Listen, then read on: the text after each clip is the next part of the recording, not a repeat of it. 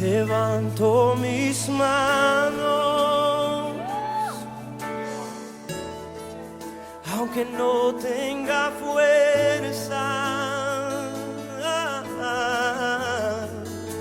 Levanto mis manos, aunque tenga mil problemas. Cuando levanto mis manos, comienzo a sentir. Saludos y amor y bendiciones de las iglesias de Cristo en Estados Unidos. Siempre están en nuestros corazones. Oramos por ustedes. Hay varias iglesias, muchos hermanos que recuerden a ustedes en sus oraciones y sepan que son muy queridos, son nuestros hermanos y hermanas. Y aunque haya diferentes idiomas o culturas, estamos todos en Cristo unidos, amén. Amén. Y lo bueno es que algún día en el cielo, con el Padre, con el Espíritu Santo, con el Hijo y con todos los santos de todas las épocas, vamos a estar juntos adorando a Dios, amén. Amén. Esta mañana, como pueden ver, estamos en Lucas 15 y es una de las parábolas favoritas mías, así que si tienen sus Biblias, vamos a ver en Lucas 15. Aquí son realmente tres parábolas, y ustedes saben que una parábola es nada más una historia para enfatizar o enseñar una verdad de Cristo. Entonces, estas parábolas no cuentan toda la verdad, pero enfatizan ciertas enseñanzas que el Señor quería enseñar. Entonces usaba mucho las parábolas, y aquí en Lucas 15 son tres parábolas, historias de cosas perdidas.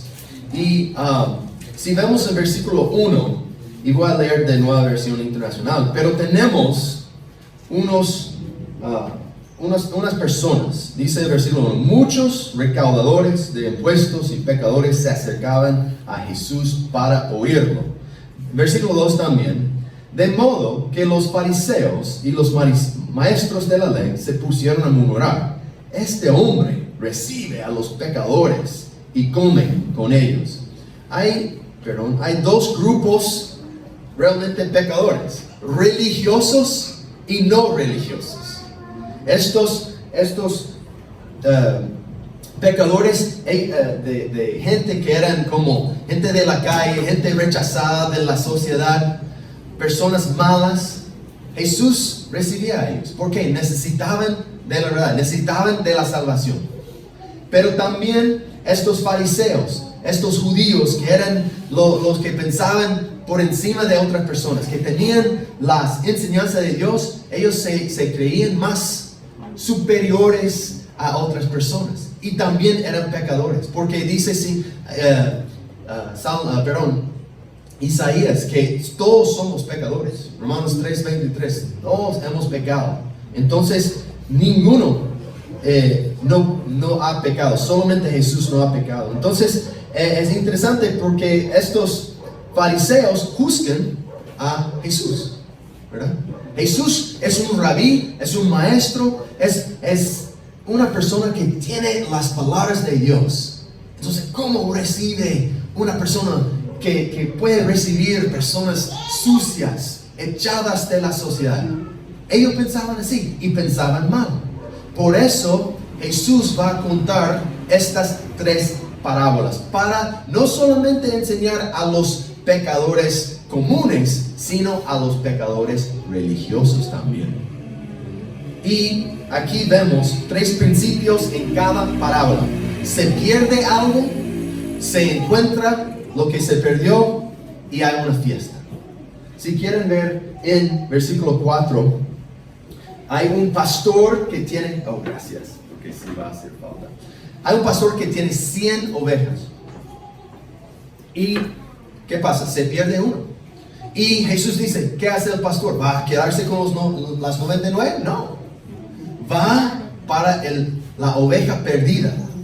Cuando se encuentra, versículo 5, dice, cuando la encuentra, lleno de alegría, la carga en los hombros y vuelve a la casa.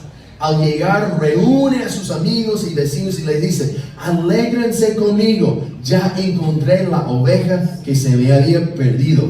Les digo así, que así es también en el cielo. Habrá más alegría por un solo pecador que se arrepienta que por las 99 justos que no necesitan arrepentirse. Cuando una persona se arrepiente del pecado, hay fiesta en el cielo, hay alegría. ¿Y deberíamos alegrarnos? Amén. ¿Por qué? Porque se salvó lo que se había perdido.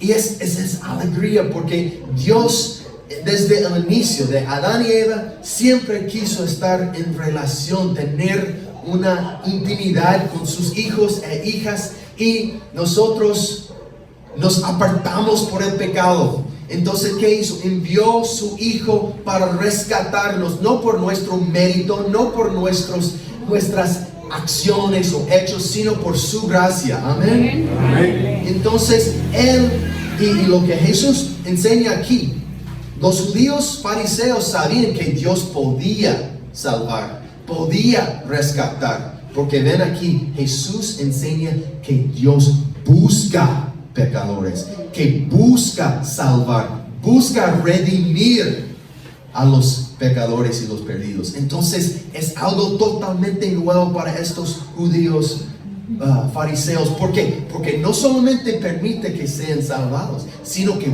busca. Dios vino a este mundo a buscarnos a nosotros y salvarnos de la maldad. Amén. Amén. Esto es tan bueno porque me encanta como esta enseñanza que podemos ser salvos. Después, en versículo 8 en Lucas 15, es otro caso. Supongamos que una mujer tiene 10 monedas de plata y pierde uno. No enciende una lámpara, barre la casa y busca con cuidado hasta encontrarla. Y cuando la encuentra, reúne a sus amigas y vecinas y les dice: alégrense conmigo, ya encontré la moneda que se me había perdido. Y les digo que asimismo se alegra Dios con sus ángeles por un pecador que se arrepiente. Otra vez, este mismo esquema. Y no sé, me imagino que todos hemos perdido algo de una vez u otra, ¿verdad? Yo a veces tengo mis llaves para la casa y los saco de mi bolsillo, pero no pongo donde debería poner. Entonces los dejo en algún lado y comienzo a buscar dónde están mis llaves. Hasta inclusive se vende una cosita que se puede poner con tus llaves que está conectado con el internet, no sé, y uno puede llamar y ya están tus llaves, ¿verdad? O se pierde el teléfono y mi esposa dice: bueno, voy a llamar tu teléfono para que lo encuentres, ¿verdad? Se busca y estamos angustiados, estamos con ansiedad. ¿Por qué? Porque se pierde algo de valor.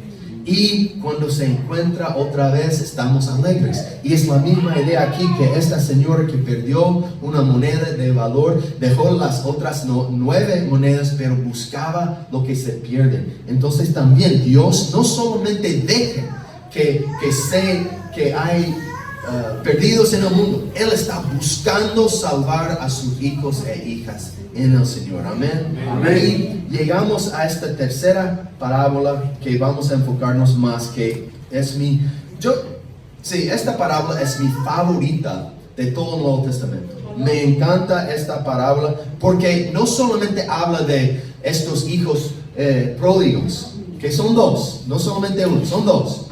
Pero esta historia se trata de un padre amoroso, un padre que nos ama muchísimo.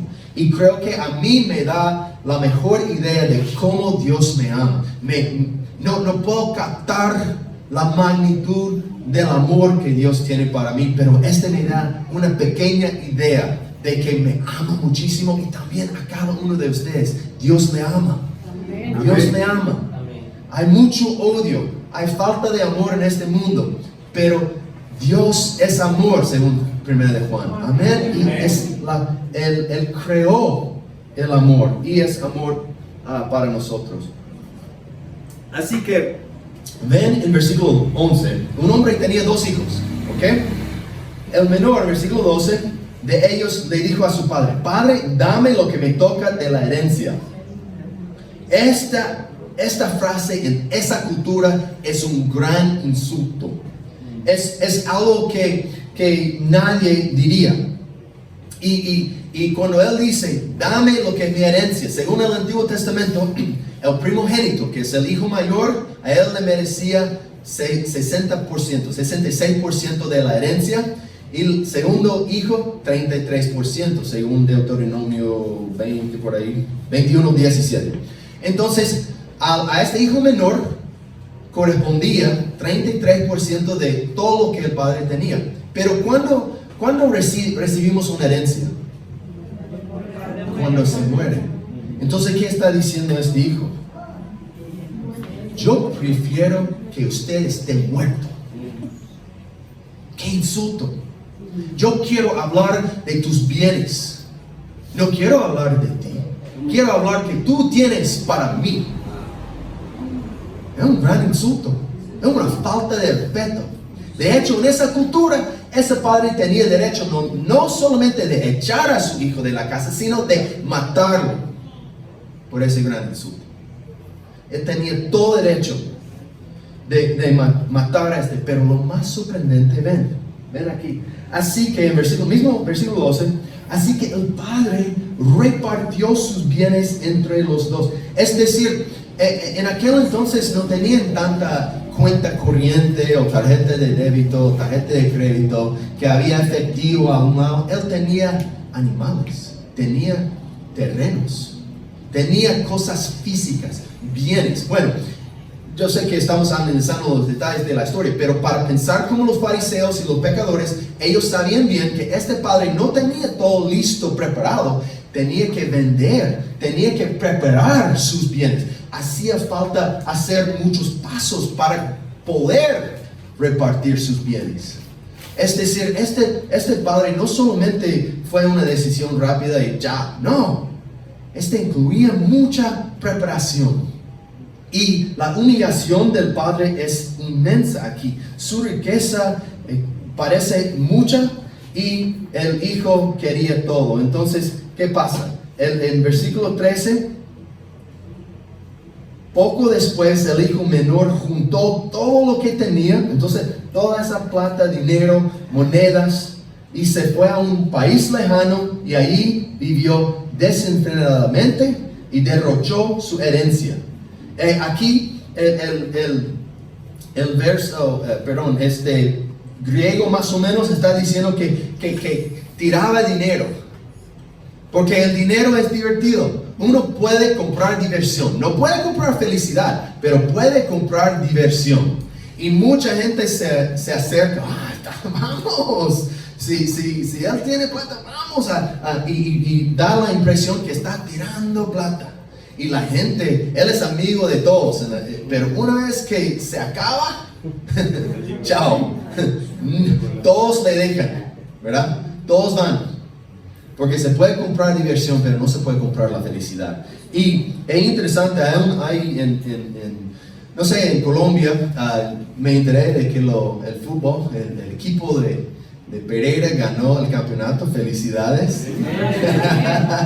No sé los futbolistas, pero en Estados Unidos muchos deportistas, los profesionales que de básquetbol, de fútbol americano, de béisbol, de varios deportes que ganan mucho dinero, pero son muy jóvenes. La mayoría comienzan a los 20, 22 años. Y según las estadísticas, los futbolistas americanos que juegan fútbol americano, dentro de 5 años, después de salir de su deporte, 70%, casi 3/4, quedan en bancarrota, pierden todo. ¿Por qué? Ganan todo su dinero cuando tienen 20 años, 25 años, no saben manejarlo. Hay mucha gente que quiere sacar su dinero y se pierden. Es interesante. ¿Por qué? Porque es fácil comprar diversión, es fácil comprar amigos, pero no son realmente amigos. Y este es lo que pasa con este joven. Entonces, ¿qué le pasa? Entonces, él comienza a perder todo. Versículo 14, si volvemos al texto. Cuando ya lo había gastado todo, sobrevino una gran escasez en la región y él comenzó a pasar necesidad. Tenía hambre, tenía mucha hambre. Entonces, versículo 15, así que fue y consiguió empleo con un ciudadano. una nota. Consiguió empleo, no es que el dueño de esta finca le ofreció trabajo. Da la impresión que él se agregó, es que necesitaba un trabajo tanto que se puso en la finca para trabajar. Es que obligó al dueño a darle a un trabajito porque estaba en tanta necesidad. Entonces consiguió empleo con un ciudadano de aquel país, quien lo mandó a sus campos a cuidar sus cerdos. No, ahora para los judíos, alimentar, tocar cerdo era lo peor. Los fariseos ahí están pensando, este pecador. En este momento es el más bajo, no es nada para ellos. Y ellos así decían los rabí, maldito el que alimenta a los cerdos. Él fue lo peor en esa sociedad. Y él tenía que, como un buen judío, tenía que juntarse a un extranjero y tener un trabajo que obligó al dueño a darle y trabajar entre cerdos. Es lo peor, lo peor. Así volviendo al texto 16, tanta hambre tenía que hubiera querido llenarse el estómago con la comida que daban a los cerdos, pero aún así nadie le daba nada. Él, cuando tenía mucha plata, todos querían estar con él, pero cuando no tenía nada, lo dejó. Así es el mundo. En Cristo no importa si usted viene con mucha plata o con nada, le queremos. En esta congregación aceptamos a todos, no para seguir como antes éramos, sino que les aceptamos para cambiar más como Cristo. Queremos juntarnos en Cristo, la familia de Dios, y no importa de dónde viene, estamos aquí. En el mundo no se acepta así. Se busca qué tiene, qué bienes acumulas, qué trabajo, qué carro, qué moto, qué ropa. Así juzgamos en el mundo, pero en Cristo no es así. No es así. Así que este joven tiene mucha hambre y quiere ir a la casa de su padre otra vez, porque nadie le daba a él nada. Entonces por fin recapacitó. Y entonces este joven llega al fondo y se da cuenta de las consecuencias de sus malas acciones. Entonces dice a sí mismo, es interesante cómo nos hablamos a veces a nosotros mismos. ¿Cuántos jornaleros de mi padre tienen comida de sobra? Y yo aquí me muero de hambre. Él está pensando, los siervos en la casa de mi padre tienen mucho más que yo, que era hijo. Entonces, ¿qué dice a sí mismo? 18. Tengo que volver a mi padre y decirle, papá, he pecado contra el cielo y contra ti. Ya no merezco que se me llame tu hijo. Trátame como si fuera uno de tus jornaleros, tus empleados. Entonces, yo me imagino, versículo 20, así que emprendió el viaje, tomó el primer paso. Porque él se dio cuenta. En 1 Corintios 15, 34 dice, vuelvan a su sano juicio como conviene y dejen de pecar. Es que volvió a quien era. Y nosotros también cuando nacimos éramos inocentes. Éramos inocentes en relación con Dios. Este bebé, las niñas que están, ellas son inocentes delante de Dios. En algún momento en la edad, cuando seamos más grandes, comenzamos a pecar y nos alejamos de Dios, pero nacimos bien con Dios y nosotros nos acercamos al pecado cuando nos alejamos de Él. Entonces es volver al estado original, porque todos somos creados para un propósito valioso. Amén. Cada uno de ustedes tiene un propósito de Cristo. Cada uno de ustedes tiene dones y talentos para servir, no solamente en el reino, pero para agrandar el reino en esta comunidad y alcanzar a la comunidad de Cuba con el Evangelio de Cristo. Amén. Así somos. Y no deberíamos creer la mentira del diablo, que no somos nada o no tenemos nada. Es mentira. Cada uno de ustedes tiene algo para ofrecer en este reino, en esta congregación. Y espero que cada uno de ustedes tome el papel de servir. Yo quizás pueda limpiar o quizás pueda ayudar a los niños, a las mujeres, a los hombres, matrimonios. Yo puedo servir en algún sentido en esta congregación. 1 Corintios 12 al 27 habla de que la iglesia es un cuerpo. Uno es mano, uno es pie, uno es ojo, pero cada uno tiene papel. Ninguno es más importante que el otro. El que limpia y prepara esta sala no es menos importante que el que predica. Somos iguales en pie en el pie de Cristo. Amén. Somos iguales, pero podemos servir. Tenemos que volver al propósito que Dios ha puesto en nuestra vida, en nuestro corazón. Y ustedes pueden servir, pueden usar sus dones para Dios mismo, para Dios. En Salmo 139:13 dice: tú creaste mis entrañas, me formaste en el vientre de mi madre. Dios tiene un plan para ti, no solamente en este mundo, en la eternidad, más de este mundo. Todo lo que hacemos en este mundo es para prepararnos para la eternidad. Es una pequeña porción de tu existencia en este mundo, pequeña porción.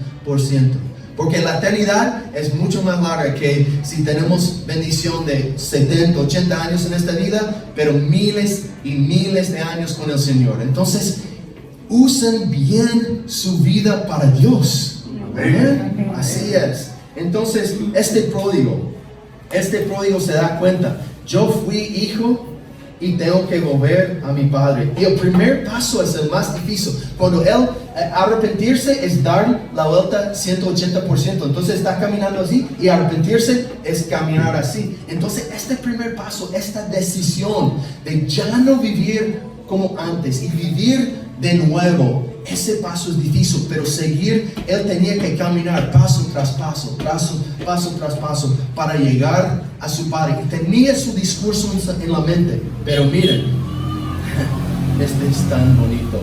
Es tan bonito en versículo 20. Todavía, la segunda parte de versículo 20. Todavía estaba lejos cuando su padre lo vio y se compadeció de él y salió corriendo a su encuentro. Lo abrazó y lo besó. Da la impresión que cada día que estaba lejos el hijo, el padre miraba el horizonte buscando la figura de su hijo. El padre esperaba. ¿Por qué? Porque estaba lejos. Y el papá lo vio. Da la impresión que salía a buscar a su hijo esperando que vuelva. Ese es nuestro Padre. Amén. Esperando que volvamos, que entreguemos. No venimos perfectos y no podemos ser perfectos, pero en Cristo podemos ser aceptados. ¿Por qué? Porque el hijo no es el héroe de esta historia, el padre es el héroe. Amén. El padre es tu héroe. El padre no te va a rechazar. Por más que hayas pecado toda tu vida, no va a rechazarte. Y no nos rechaza. Rechaza el pecado. Por eso Cristo se encargó de nuestro pecado en la cruz. Amén. Amén. Entonces este padre sale corriendo. Usted sabe que un rico no corre así. Este hombre tenía muchas riquezas. En aquel entonces, en esa cultura, un rico no corre. Y creo que también hoy día, si vemos una persona con muchas cosas, la gente corre detrás de esa persona. Esa persona no corre. Pero ¿qué hace? El padre sale corriendo. Algunos expertos en los estudios dicen que la comunidad, por este gran insulto del hijo, tenía derecho de apedrear al hijo. Algunos dicen que él salió corriendo para que, no solamente para rescatar, para proteger, para rescatar y proteger a su hijo perdido.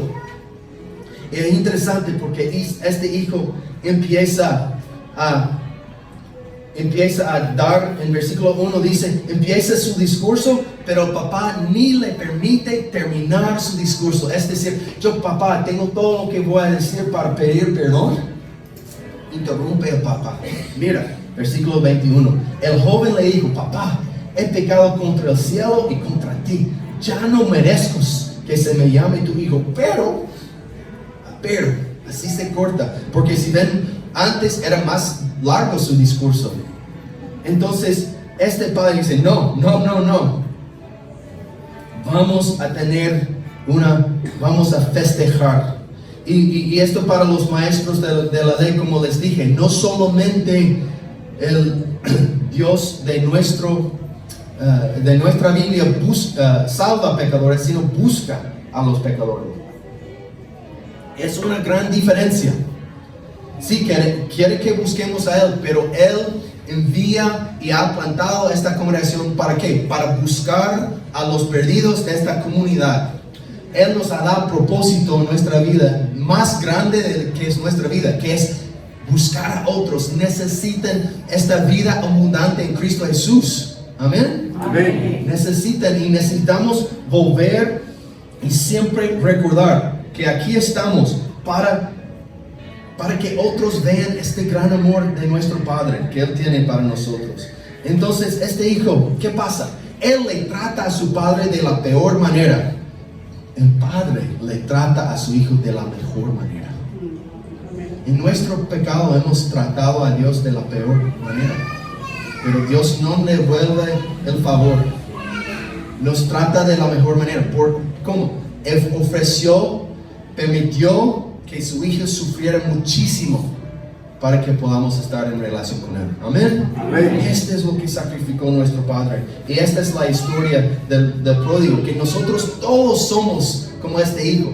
Todos hemos alejado de nuestro Dios, pero Dios quiere rescatarnos y en Cristo nos ha rescatado. Amén. Amén. Entonces 22 dice, pero el Padre ordenó a sus siervos, pronto traigan la mejor ropa para vestirlo, pónganle también un anillo en el dedo y sandalias en los pies.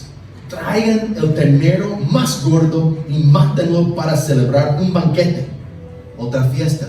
Lo que se perdió, lo que se encontró, una gran alegría.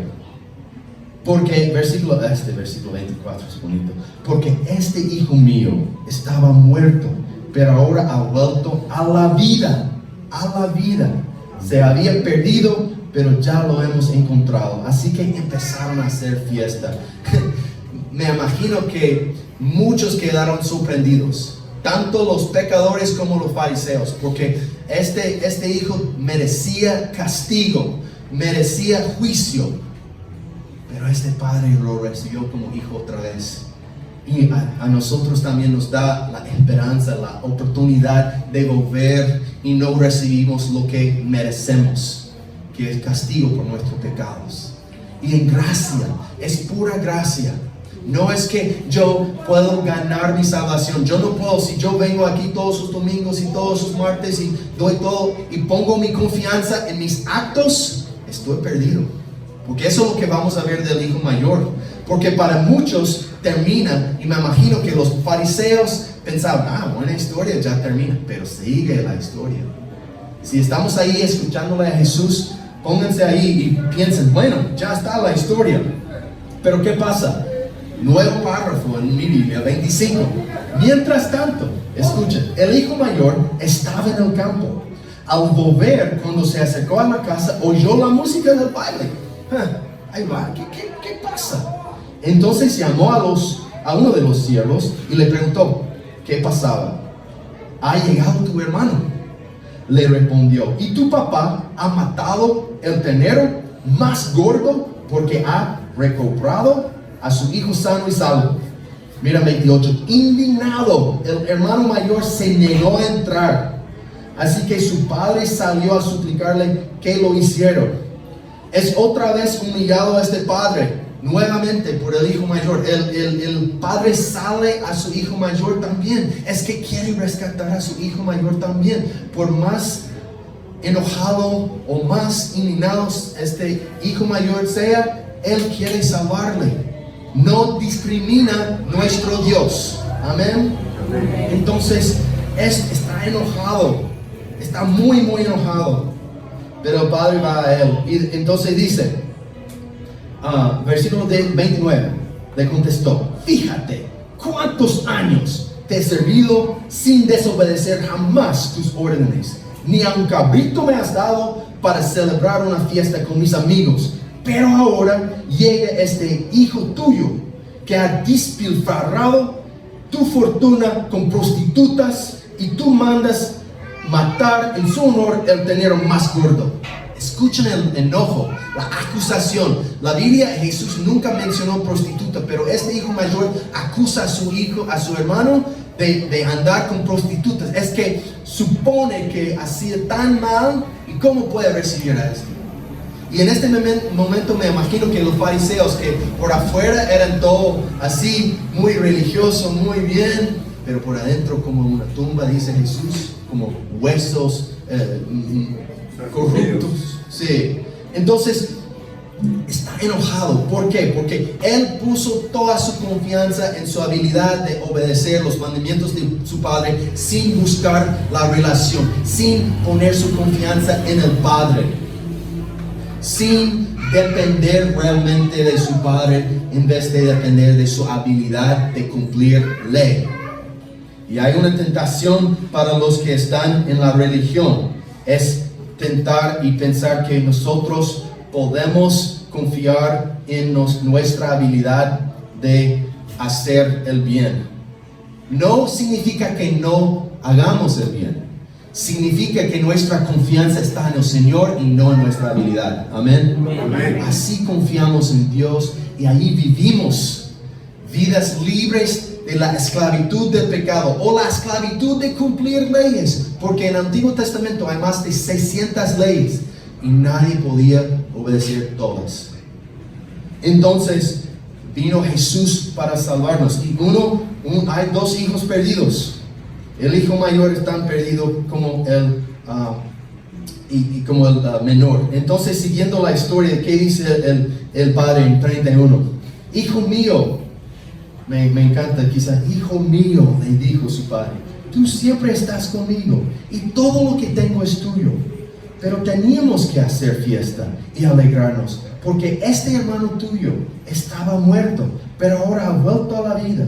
Se había perdido, pero ya lo hemos encontrado. Y así termina la historia. Así termina la parábola. Y es interesante porque no podemos ver exactamente cómo reaccionaron los fariseos, pero podemos sacar algunas ideas. Y una idea de estos dos hermanos que quiero enfatizar es que este hijo menor quería las bendiciones de Dios y no el reinado de Dios. Es muy común hoy día, Dios, si me das este trabajo, yo voy a hacer tal cosa. Hacemos acuerdo o contrato con Dios, ¿verdad? O si cuando yo tenga tal cosa, cantidad de dinero o trabajo o bien, algún carro o casa, yo voy a servir bien a Dios porque me ha bendecido. Entonces, ¿qué es realmente que quiere? Una persona quiere bendiciones de Dios y no quiere rendir su vida a Dios. Busca bendiciones, no busca rendimiento. No busca ceder su deseo para Dios. Y esa es una tentación, porque podemos caer, Dios, necesito tal bendiciones. Y sí, Dios quiere bendecirnos, pero nuestra relación no depende de las bendiciones de Dios, sino de su gracia, su presencia. La salvación en Cristo es lo que nos llena, y a partir de allí seguimos por Él. Entonces es importante anotar bien que como cristianos y discípulos está bien recibir las bendiciones de Dios, pero buscamos a Dios y no a sus bendiciones. Eso es lo que Job hablaba a sus amigos. Le hablaba, usted perdió todo en Job, perdió sus hijos, sus bienes, todo perdió. Y sus tres amigos se acercan a él y dicen, usted pecó, porque Dios es así.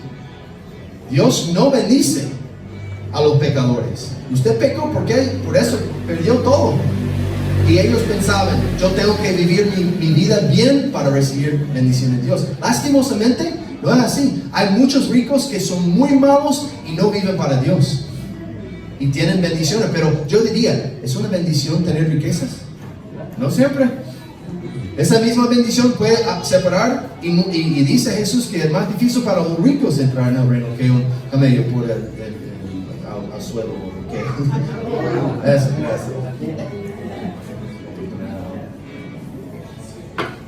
¿Qué quiero enfatizar? Buscan al dador de bendiciones que las bendiciones. El dador de bendiciones vale muchísimo más que las bendiciones. Amén. Amén. Si ven un poco antes en Lucas 14, antes de enseñar estas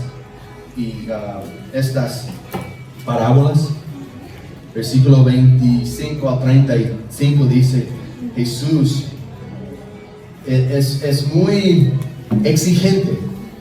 En versículo 25, antes de contar estas parábolas, dice en versículo 26, si alguno viene a mí y no sacrifica el amor a su padre, a su madre, a su esposa, a sus hijos, a sus hermanos y a sus hermanas, y aún a su propia vida, no puede ser mi discípulo. El que no carga su cruz y me sigue, no puede ser mi discípulo. Entonces, es una enseñanza difícil, pero está diciendo, dice Jesús aquí, si quieres seguirle a Él, tiene que ser primero Él. Tiene que ponerle a Él primero, por encima de tu familia, por encima de tu vida, por encima de ti mismo. Cristo es primero. Lo que nos dice es que es la vida abundante. Cuando Él es el primero en nuestra vida, todo va bien. ¿Por qué? Somos creados para adorar algo. Y si no adoramos a Él, podemos adorar a nosotros mismos como ídolo de nosotros mismos, o la plata, la droga, el alcohol, cualquier vicio.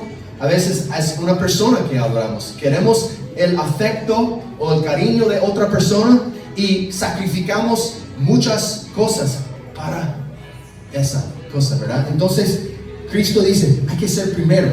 ¿Por qué? Porque si es primero, las bendiciones vienen. Y a veces son bendiciones que son difíciles de contar. Entonces, el hijo mayor pone su confianza en mantener las reglas. Es su ídolo. Gálatas 3, 1 al 5 dice, Gálatas torpes, ¿quién los ha hechizado a ustedes ante quienes Jesucristo crucificado ha sido presentado tan claramente? Solo quiero que me respondan a esto. ¿Recibieron el Espíritu por las obras que demanda la ley o por la fe con que aceptaron el mensaje? Tan torpes son, después de haber comenzado con el Espíritu, pretenden ahora perfeccionarse con esfuerzos humanos. ¿Tanto sufrir para nada? Si es que de veras fue para nada, al darles Dios su Espíritu y hacer milagros entre ustedes, ¿lo hace por las obras que demanda la ley o por la fe que han aceptado el mensaje? Gálatas 3, 1 al 5. Disculpa, Gálatas 3, 1 al 5. Es decir, ustedes escucharon el mensaje de la gracia en Cristo Jesús. No, y Santiago 2 nos dice que deberíamos hacer buenas obras, pero la fe empieza en Cristo y produce actos de fe. No es que por mis actos de fe gano salvación. La religión musulmana es así. Si uno cumple las reglas de los musulmanes, de ir a Meca, de ofrendar, de orar 5 veces al día, tiene como ciertas cosas. Si se cumple, se agarra la salvación en el día final.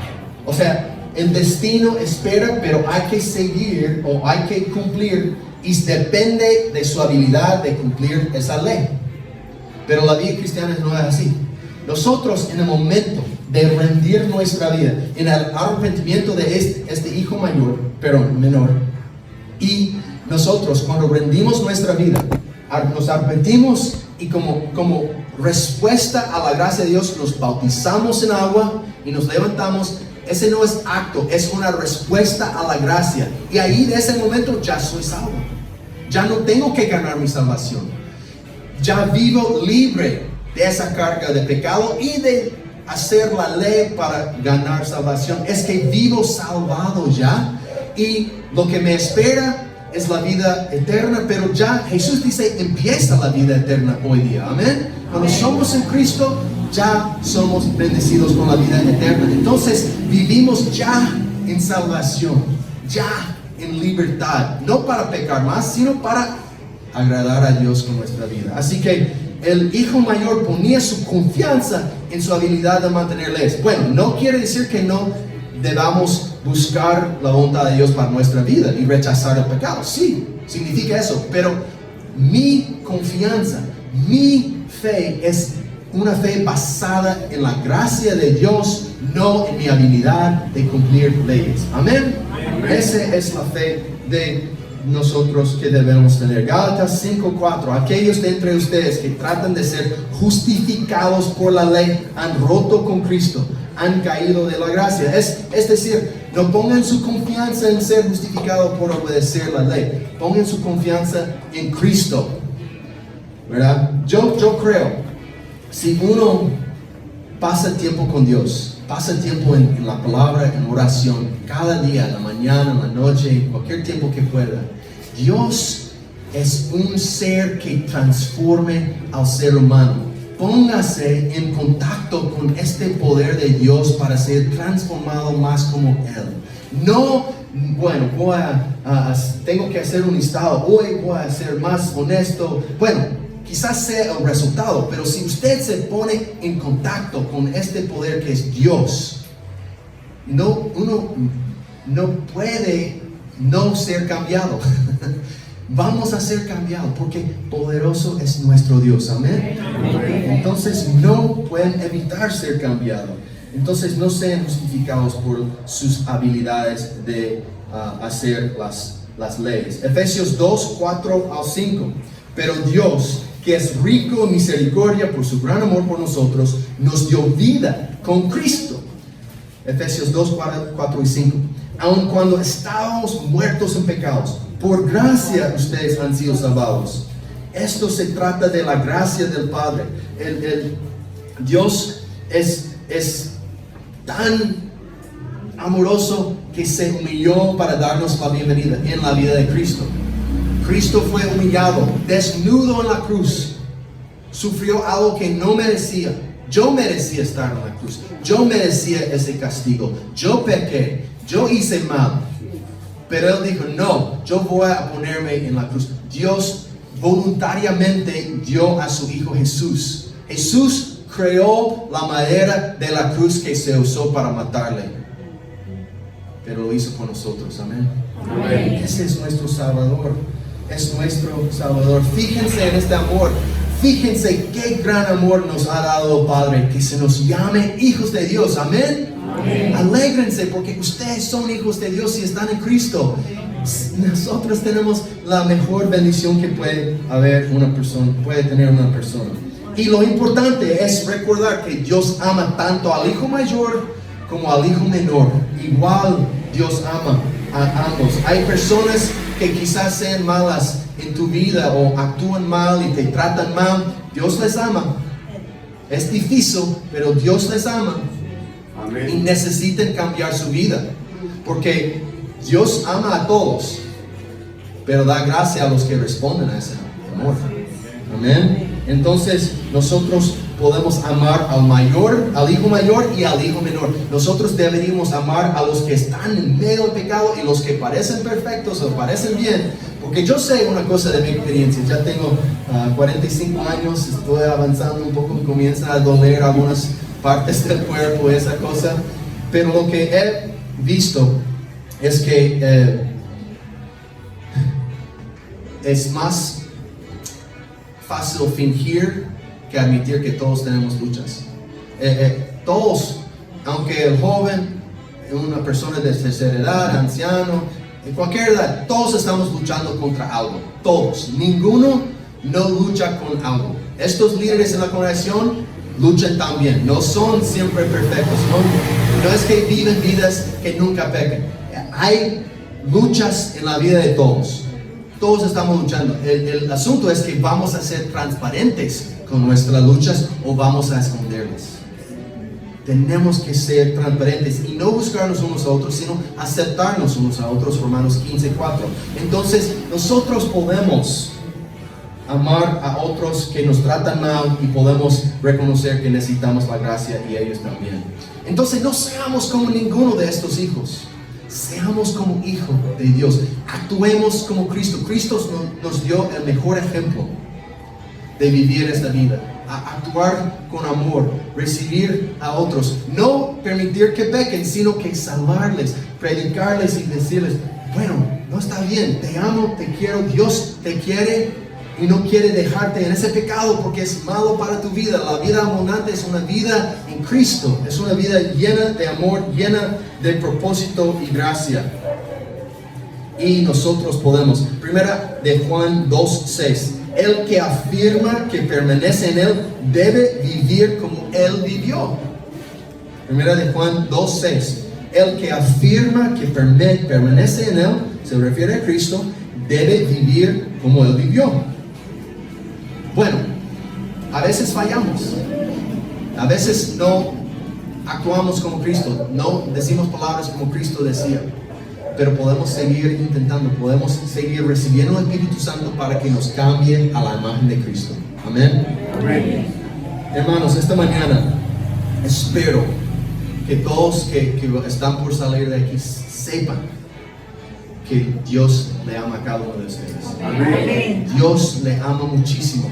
Le ama tanto que dio su único Hijo, Jesucristo, y no solamente para vivir aquí, sino para morir y ser resucitado para cada uno de nosotros. Amén. Amén. Es una vida excelente. No es siempre fácil.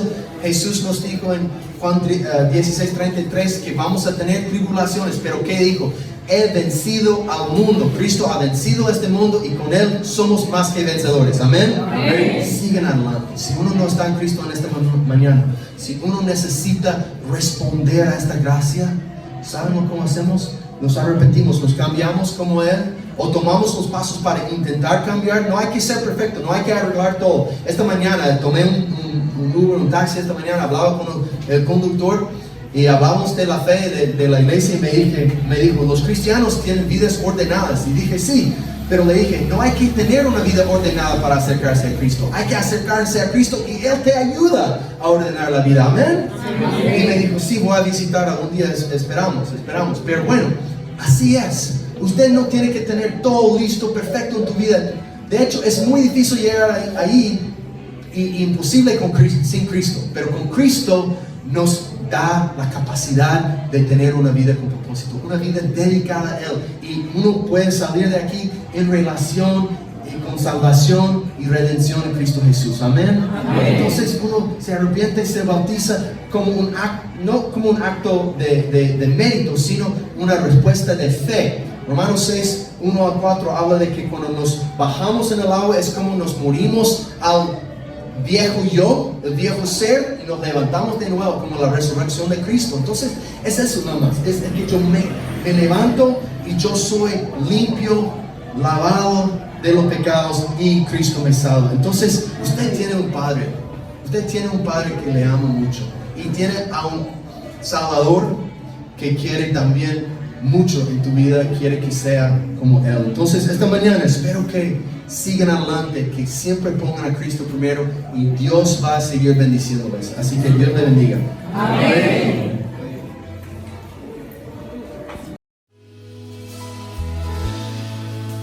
Levanto mis manos,